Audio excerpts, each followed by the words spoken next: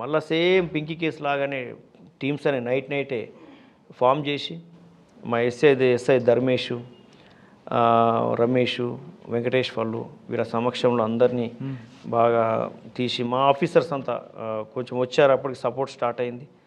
మొత్తం మీద నైటే ఒక చెప్పు దొరికింది మాకు అక్కడ. ఆ చెప్పు పట్టుకొని పక్కనున్నటువంటి గుల్మోహర్ పార్కు, ఆ పక్కన ఉన్నటువంటి కొన్ని కాలనీస్ ఉన్నాయి, చందానగర్ వరకు కూడా నైట్ కొన్ని వేలండ్ కవర్ చేసాం. ఇది చెప్పేవాడిదని వెనక నల్లగండ్ల విలేజ్ ఇవన్నీ ఉన్నాయి. నల్లగండ్ల ఉన్నది, లక్ష్మీ విహార్ కాలనీ అన్నీ ఉన్నాయి. ఇవన్నీ ఉన్నాయి, మీరు చెప్పేటివన్నీ కూడా ఉన్నాయి. అంతటా తిరిగితే ఈ చెప్పు పలానా రంజిత్ అని తెలిసిపోయింది. ఆ చెప్పు చాలా పొడుగు ఉంది, అది 11 సైజు. ఈ రంజిత్ అని తెలిసిపోయింది. రంజిత్ ఎవడని చెప్పి ఆరాధిస్తే మనకు ఒక గ్యాంగ్ ఉంది. వాళ్ళని చిల్లర కేసుల్లో, ఆన్లైన్లో దొంగతనం కేసుల్లో కూడా ఒక 10-12 కేసులు ఉన్నాయి వాళ్ళ మీద.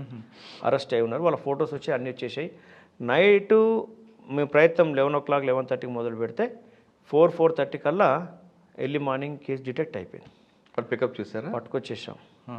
అంటే ఎంత టెన్షన్లో ఉన్నారంటే ఆఫీసర్స్ కూడా, సీనియర్ ఆఫీసర్స్ కూడా. ఈ కేసు డిటెక్ట్ చేయకపోతే అప్పటికే యూనివర్సిటీ అంతా పోలీసు మీద అగెనిస్ట్గా ఉన్నారు. అవును, అప్పటికే వేముల రోహిత్ సూసైడ్ కేసు, రాహుల్ గాంధీ వచ్చిపోయారు, పొలిటీషియన్స్ వస్తున్నారు, అక్కడ బందోబస్తు సెటప్ ఉంది, ఎవరిని అలో చేయట్లేదు, పోలీస్ అలో చేయట్లేదని పోలీస్ మీద బాగా అగెనిస్ట్గా ఉన్నారు స్టూడెంట్స్.